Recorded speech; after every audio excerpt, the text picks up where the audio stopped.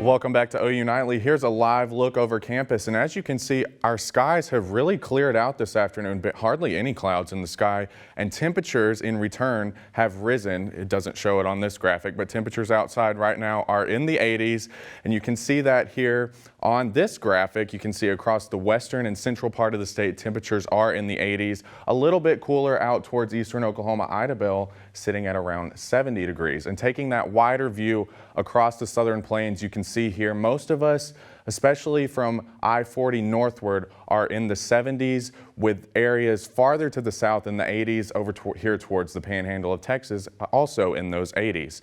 Precip totals over the last 3 days have been fairly high, especially here across central Oklahoma. Areas like Purcell saw over 2 3/4 inches.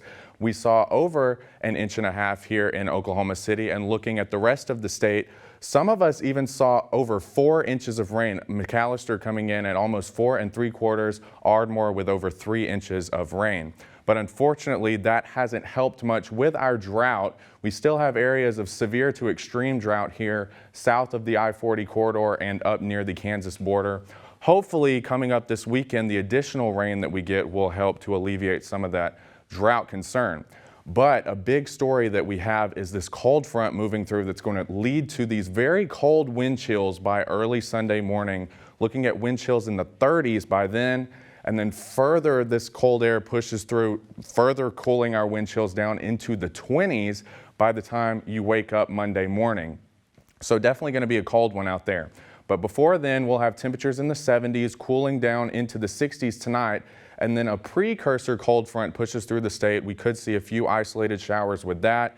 Temperatures cool, and then widespread shower and thunderstorm activity moves into the state as we head through the day on Saturday, and some of which could be in the form of wintry precipitation.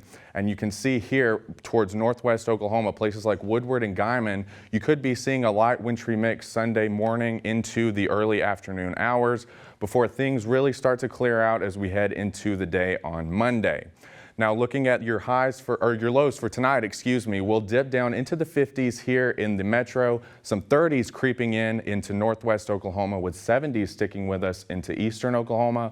Highs tomorrow rebound into the 70s for much of eastern Oklahoma, but 50s as that cold front starts to move into the state. And you can see that brings us shower and thunderstorm activity tomorrow and Saturday, and then this strong cold front pushes through, leading temperatures to drop into the 40s for highs on Sunday, and that continues as we head through the day on Monday, with lows dipping down below freezing. So it's definitely shaping up to be a chilly Halloween forecast.